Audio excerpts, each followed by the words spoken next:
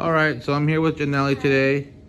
We're 3Sing her computer station, and so I'm using this as a learning lesson for our 8 ways and like the purpose of 3Sing. So right now we're gonna go through her computer station, take inventory, kind of figure out what we have, clean everything up, and then look for different improvements. So we already came up with a couple possible improvements.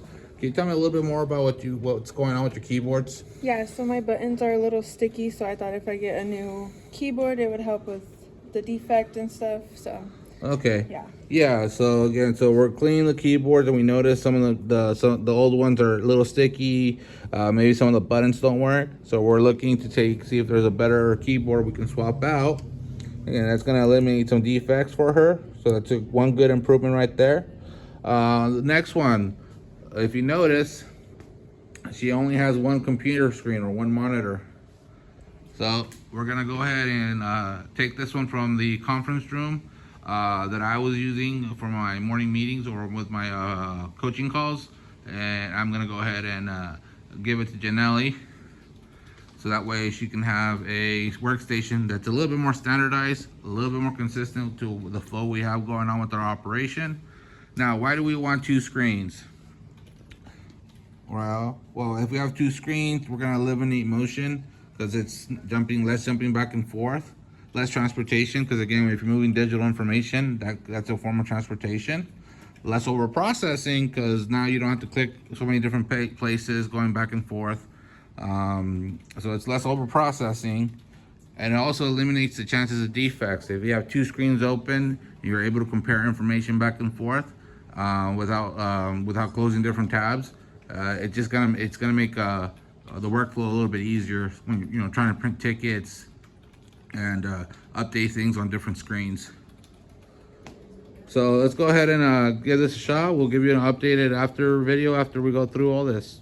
Okay, so we finished. I added another monitor to help with over processing, and it was a defect because not having to go through tab and tab. And then I also cleaned up these wires because they were kind of all over the place, so that was another defect, so a little bit more cleaner.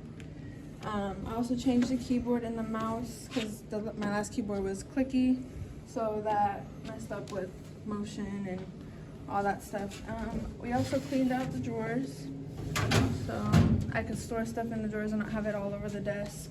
And then we also got these laminated and taped down so I can remember and have them there as a reminder. So did all that. Sounds good. Yeah. Sounds good. And what about your headset over here? And I also hung up the headset and put the wire behind so it's not all messy. Okay. In the front. Yeah, so that's a good number of improvements. You're welcome to the team. This is a good workstation. So let's run through it again. So honey, so it's your second day on the job, and all we did was kind of clean out your workstation. And because we're cleaning, we're noticing little details, and there's still room for improvement. We mentioned like we're not quite happy with the base station over there, and we're trying to adhere to a standard, but that might not be the optimal location or the optimal mix. It might be an example of excess inventory, so that might be something for a future video. So again, we have the monitors. So we have the monitor, that's one, the headset, the keyboard.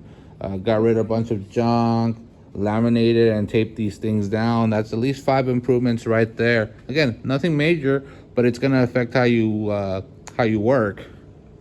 So this is kind of like the habit we want to try to get into.